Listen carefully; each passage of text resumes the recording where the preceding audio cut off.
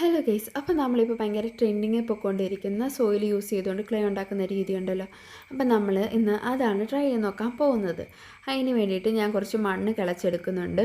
ഇവിടെ ഒരു ബക്കറ്റ് മണ്ണോളം ഞാൻ കിളച്ചെടുത്തിട്ടുണ്ട്. എന്നിട്ടൊരു പഴയ ബക്കറ്റിനകത്തോട്ട് ആ ഒരു മണ്ണിട്ട് കൊടുത്തിട്ട് കുറച്ച് വെള്ളം ഒഴിച്ച് കൊടുത്തിട്ട് ആ ഒന്ന് ഇളക്കിയിട്ട് കൈയൊക്കെ യൂസ് ചെയ്ത് നമുക്കൊന്ന് ഇളക്കി കൊടുക്കാം.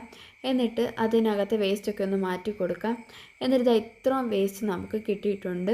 ശേഷം നമ്മളൊരു പഴയ ബക്കറ്റ് എടുത്തിട്ട് ഒരു പഴയ തോർത്തെടുത്തിട്ട് അതിനകത്ത് കെട്ടിക്കൊടുത്തിട്ട് നമ്മൾ ഈ വെള്ളം ഒന്ന് അരിച്ചെടുക്കുകയാണ്. ആ വെള്ളം അരിച്ചെടുക്കുമ്പോഴത്തേക്കിന് അതിനകത്ത് കല്ലൊക്കെ കിട്ടും. അപ്പോൾ നമ്മൾ ആ കല്ലൊക്കെ ഒന്ന് മാറ്റി കൊടുത്തിട്ട് നമ്മൾ വീണ്ടും അരിച്ചെടുക്കുക. ആ ഫുള്ള് വെള്ളം അരിച്ചെടുത്തതിന് ശേഷം ഈ ഒരു രീതിക്ക് കിട്ടും. ഗൈസ്, എൻ്റെ ഈ ഒരു വെള്ളത്തിനകത്ത് സോയിൽ ഭയങ്കര കുറവായിരുന്നു. അപ്പോൾ ഞാൻ വീണ്ടും പോയി കുറച്ചുകൂടെ സോയിൽ എടുത്തുകൊണ്ട് വന്നിട്ടുണ്ട്. എന്നിട്ട് ഞാൻ വീണ്ടും പഴയ പോലെ തന്നെ വെള്ളം ഒഴിച്ച് ഒന്ന് അരിച്ചെടുക്കുന്നുണ്ട്. എന്നിട്ട് ഇതുപോലെ ഒന്ന് അരിച്ചരിച്ച് എല്ലാം എടുത്ത് കഴിയുമ്പോൾ ഗൈസ് ഒരുപാട് കല്ലുണ്ട് ഗൈസ്. ഞാൻ ഉദ്ദേശിച്ചാലും കൂടുതൽ കല്ലാണ് ഗൈസ്. 3/4 ഭാഗവും കല്ലായിരുന്നു. സോയിൽ ഭയങ്കര കുറവായിരുന്നെന്ന് തോന്നുന്നു. പിന്നെ നമ്മളാണെങ്കിൽ ഫൈനലായിട്ടുള്ള ഒരു അരിക്കാൻ പോവാണ്. 3ാമത്തെ അരിക്കലാണിത്.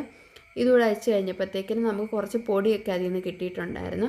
അത് കഴിഞ്ഞിട്ട് നമ്മൾ ഈ വെള്ളം ഒന്ന് ഫിൽറ്ററായിട്ട് ക്ലേ ഒന്ന് തെളിഞ്ഞ് വരാനായിട്ട് വെച്ചേക്കുമായിരുന്നു ഗൈസ്. അപ്പോൾ എൻ്റെ കൈയെല്ലാം ഒരു പരുവായി ഗൈസ്. അത് കഴിഞ്ഞിട്ട് 24 മണിക്കൂറായിട്ട് ഞാനിതിങ്ങനെ വെച്ചിട്ടും ആ വെള്ളം തെളിഞ്ഞില്ല ഗൈസ്. അവസാനം ഞാൻ വെള്ളം കോരി കളയുമായിരുന്നു. അതിന് ശേഷം ആ കോരി കളഞ്ഞ് കഴിഞ്ഞിട്ട് ഇങ്ങനെ കിട്ടിയ ഒരു ക്ലേ ആണെങ്കിൽ നമ്മൾ ഒന്നിങ്ങനെ തോരാനായിട്ട് വെക്കും. അത് കഴിഞ്ഞപ്പോഴത്തേക്കിന് നമ്മളൊരു പഴയ തുണി എടുത്തിട്ട് അതിനകത്തോട്ട് ഈ ഒരു ക്ലേ ഒന്ന് ഇട്ട് കൊടുക്കണം. അതിങ്ങനെ ഇട്ട് കൊടുത്തിട്ട് 4 ഇതിലായിട്ട് ഞാൻ ഇട്ട് കൊടുത്തിട്ടുണ്ട്. അതൊന്ന് ഉണങ്ങാനായിട്ട് വെച്ചേക്കുവാണ്.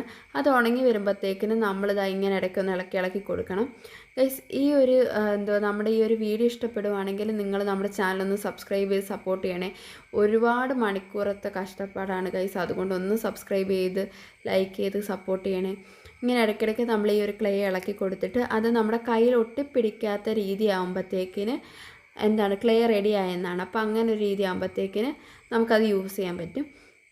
അത് കഴിഞ്ഞ് എൻ്റെ ഫേവറേറ്റായിട്ട്, അതായത് ഞാൻ ചെറുപ്പത്തിൽ എപ്പോഴും ചപ്പാത്തി മാവ് യൂസ് ചെയ്തുകൊണ്ട് ഉണ്ടാക്കിക്കൊണ്ടിരുന്ന ഒരു ഗണപതി ഉണ്ട്.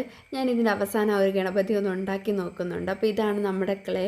അപ്പം നിങ്ങൾക്ക് ഈ ഒരു ക്ലേ ഇഷ്ടപ്പെട്ടോ ഇല്ലയോ എന്ന് കമൻറ്റ് ചെയ്യണം. അപ്പോൾ ഇതാണ് ഞാൻ പണ്ടുണ്ടാക്കിക്കൊണ്ടിരുന്ന കുട്ടി ഗണപതി. അപ്പോൾ നിങ്ങൾക്ക് ഈ ഒരു കുട്ടി ഗണപതി ഇഷ്ടപ്പെട്ടോ ഇല്ലയോ എന്ന് പറയണേ.